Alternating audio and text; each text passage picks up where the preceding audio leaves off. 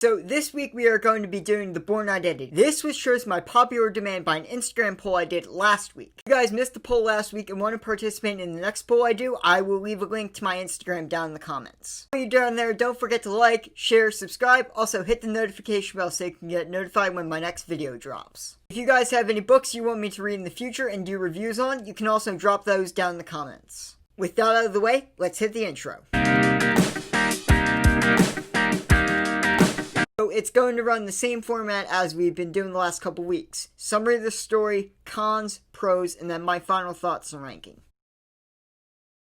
So, our main character for the story is Jason Bourne, who has been rescued out at sea, but after taken to the island of Port Noir, he quickly realizes that he has completely lost all of his memories. After working with Dr. Jeffrey Washburn, who lives on the island for the next 5 months, during that 5 months, Jason and Washburn start to work through Jason's memory blocks, and Jason slowly starts to remember certain things, certain words and certain skills. After working through those 5 months, Jason finally realizes, I can't find the rest of my memory if I'm stuck here. I have to go back out into the world and figure out this information for myself. So after a while, we finally meet our secondary main character, Marie, and Marie is actually really important for Jason's character development. So, Marie actually works as an economist for the Canadian government. This becomes really important because Jason needs her expertise to maneuver around the banking system a couple of times within the story. So, after a while, Jason and Marie slowly start to piece together Jason's past. As they're doing this, they are forced to go to several locations and meet several people who have met Jason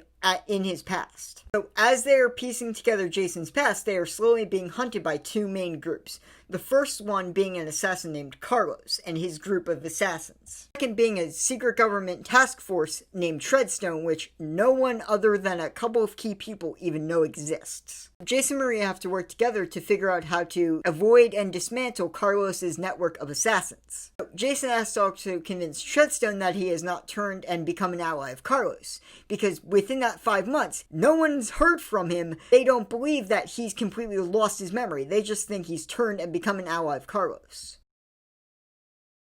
The first con I really have is how Robert Ludlum splits the time between all the points of view in his book. What I mean by this is, for the most part, I really do like how Robert Ludlum paces his book. But there are certain parts of this book where I'm like, this really isn't needed. And this, mainly for me, is a plot line with Carlos when we cut to him in the church and he's meeting with his men. So, the main reason I don't love the Carlos plotline is because we have to constantly keep jumping from Jason and Marie and their main parts of the story to Carlos. And the thing is, Carlos isn't saying anything earth-shattering. It's not like he's saying anything new. For the most part, he's just ordering his guys around, and to me, we really don't need to see that. Robert Ludlum had used the plot lines with Carlos and shifted them over to Marie's point of view. We could have developed Jason and Marie's relationship even more.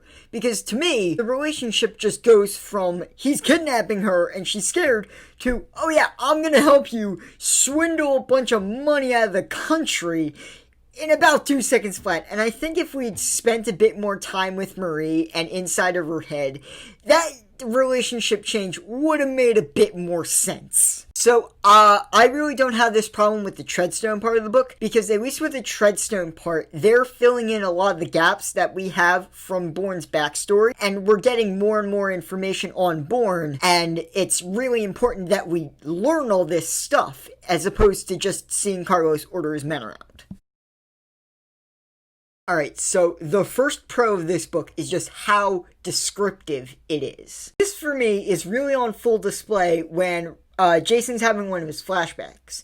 Because as Jason's having those flashbacks, Robert Ludlum just goes all out with the descriptions and just describes everything.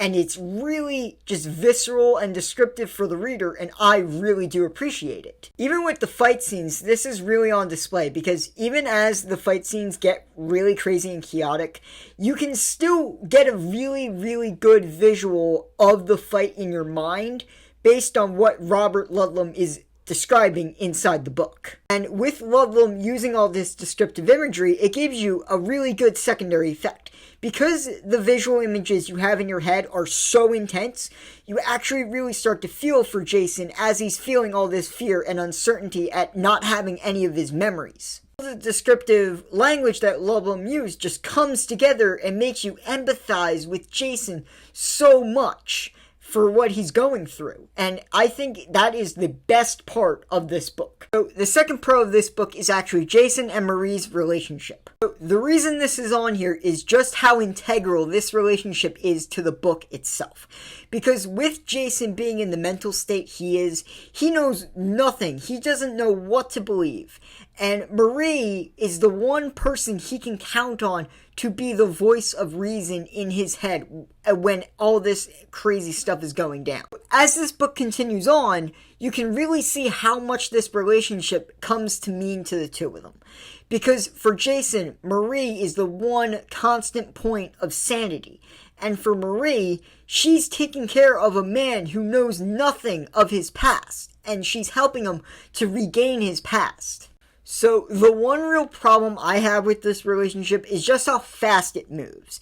Because I think Robert Ludlum, to make this book more effective, should have pushed the Carlos thing to the side, like I said in my cons section, and let Marie develop. Have more time spent with Marie and inside of her head as she's slowly coming to understand that she needs to take care of Jason and how much that she really loves him. Aside from that small point, I really do love this relationship because they build on each other. They are each other's rocks. And I think it makes the story all the better because of their relationship.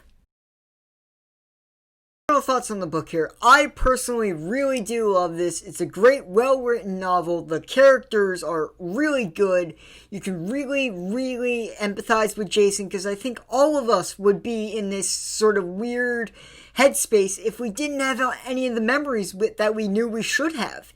And that just makes him super relatable. And I really do like this and really do recommend this for anyone to read who really likes a really good spy novel. I'm going to be giving The Bourne Identity a 9 out of 10. Thank you guys so much for watching the video. I really appreciate it. If you liked the video, don't forget to like, share, subscribe. Also, hit the notification bell so you can get notified when I drop my next video. Also, down in the comments, if anyone has read The Bourne Identity before, don't be afraid to leave your review of the book down in the comments. As always, if you guys have any book recommendations you want me to do in the future, leave those down in the comments as well. Next week's book review, we will be doing the next book in the Bourne series, The Bourne Supremacy. You can also follow me on these social media platforms if you want to see the videos that I'm working on.